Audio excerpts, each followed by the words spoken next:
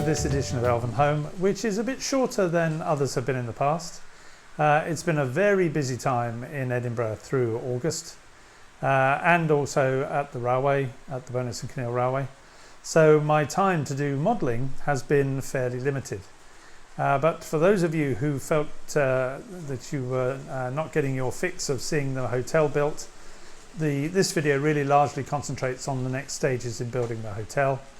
But I also, in response to the people that said they wouldn't mind seeing some real steam engines, have a short clip, no more than about 2 minutes, in this video of the summer steam up, which I attended just over a week ago.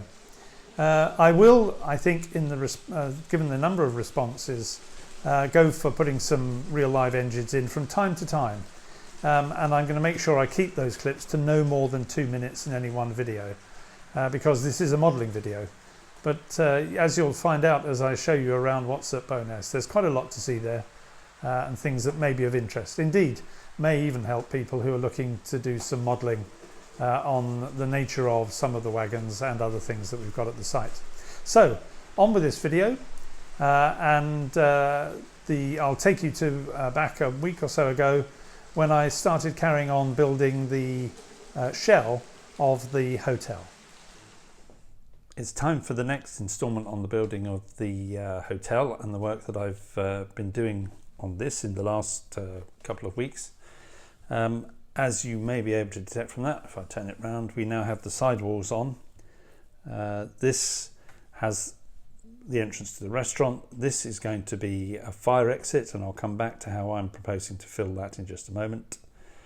That obviously would feed through to the floors from which the lift lobby emerges. On the other side, it's a slightly different arrangement. Again, you've got the bar here, fire doors coming out, and this is the start of offices. This is going to be an office block around this corner, but these are just hotel rooms, and again the corridor that gives access to the two rooms. Filling the fire doors, I did think about putting card in there. It's there really isn't much choice when it comes to N-gauge size doors, whether that's from card kits or from some of the manufacturers. A lot of the doors are obviously house doors, or they're commercial doors, or doors that would be found on an engine shed, which isn't quite right. What I have in mind here is the kind of doors, fire doors, that you see on older cinemas. In the days when cinemas only had one screen, you will remember that when you left, you would very often go out through side doors, and theatres sometimes still use them.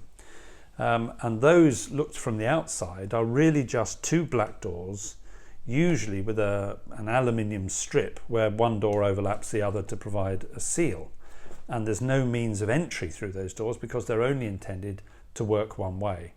So what I'm proposing to do, what I have in mind to do, is to use some plasticard, and here is a piece of plasticard, which I will fit in behind, because this also gives me a different texture. As you may recall, I'm trying to achieve a texture akin to a kind of stucco or plaster effect, whereas the doors wouldn't be. They'd probably be, they may be wooden, they may be, probably would be wooden of some description. So this will give me a different texture.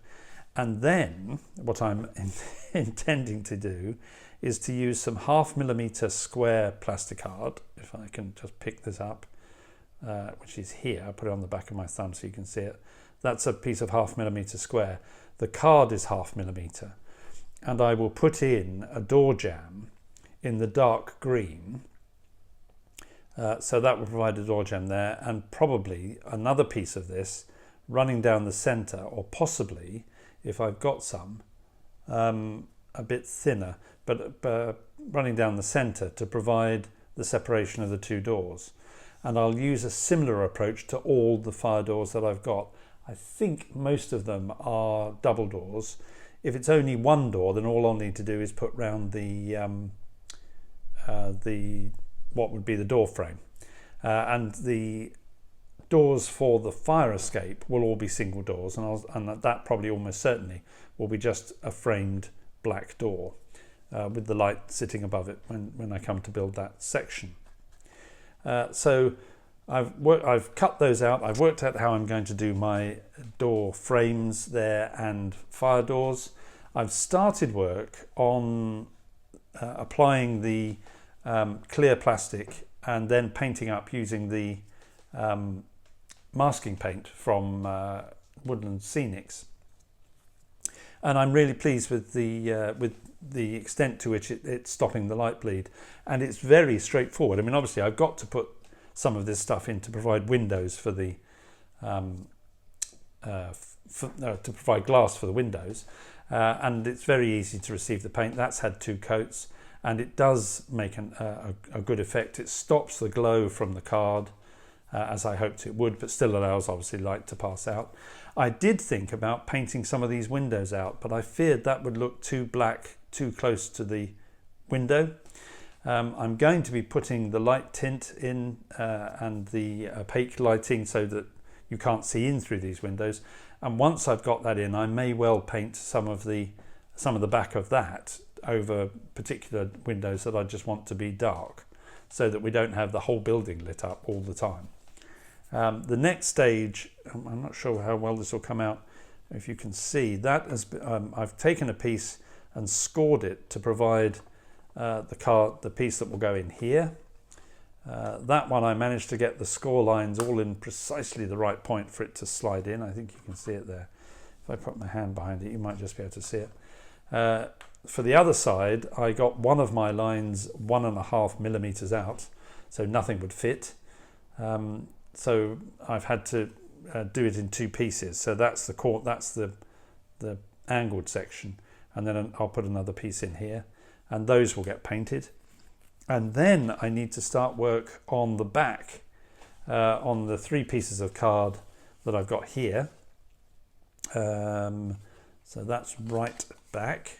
I think that's that one, because remembering this is now to the back, so that's the right back. That's the center piece, and that's the left back viewed from the front. This is the one that's going to have the fire escape on. So I've really got to start thinking now hard about how I'm going to build the fire escape. Is it just going to be landings, essentially with stairs running down between landings, or is it going to be a whole external structure bolted to the side which takes the fire escape? So that's where I've got to in the building of this so far. Once I've put the clear plastic in and painted all that up, and I've worked out how I'm going to do the fire escape, which I think is the next thing I need to do, so that I can build the centerpiece, because these 2 end pieces just simply have windows in them. There's no difficulty in cutting or marking those. I'll come back.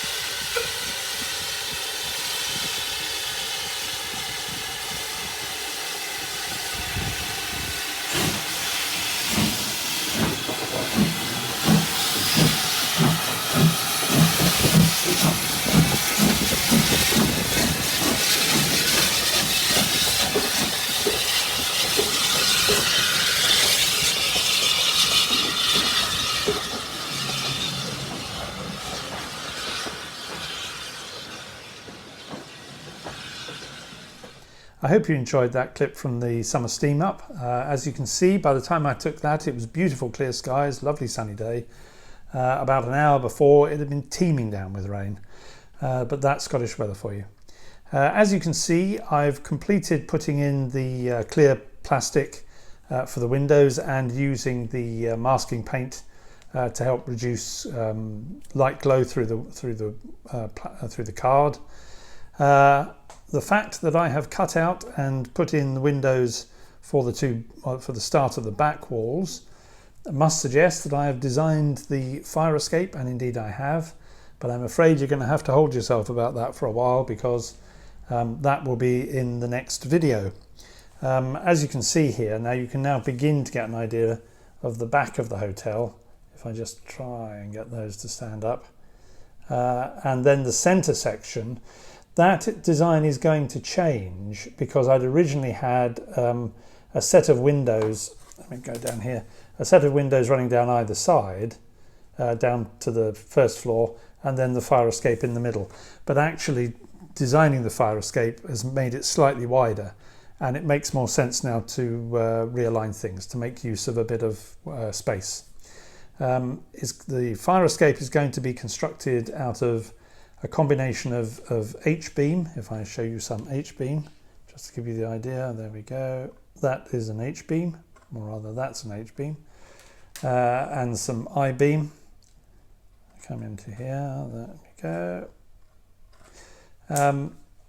Which will make two frames that are then put together using a bit more, slightly smaller H-beam. I've got some stairs already which will form the stairs. They're a nice steep pitch, and looking online there's quite a few external fire escapes, all of which have a very steep pitch to the stairs. And then I've got various plastic hard end-gauge railings, because there would be railings, I think, on both sides of the steps going down. And the full design you'll see when I return, which will not be for a little while. This video, as I spoke at the beginning, is not as long because I've been so busy, and we're shortly to go off on our a late summer holiday, being retired. We're not tied to school or anything like that. So it will be probably early October before the next video goes up for me. Partly because I'm away on the middle of September, and then of course when I get back I've actually got to do something to be able to video it for you. So this is now my summer break, a bit later than usual in the year. So until I speak to you again, I hope you enjoy your modelling. If you've liked this video, please do give it the thumbs up, and of course if you haven't subscribed already, please do subscribe so you can see the carry-on of this build and the completion of the build, which will be my main project, along with some work that I want to be doing on the main layout through till Christmas. And who knows, even by then I may be getting ready to build High Elven, the raised section, which will have the goods yard and a small village on top of it. Please do let me have your comments. I will try and get back to them as quickly as I can, as I always do. They're always incredibly helpful, and I'm grateful to everyone who takes time to comment on my videos. So with that, I'll wish you a late summer vacation farewell, and speak to you again in about a month and a bit's time. Bye bye.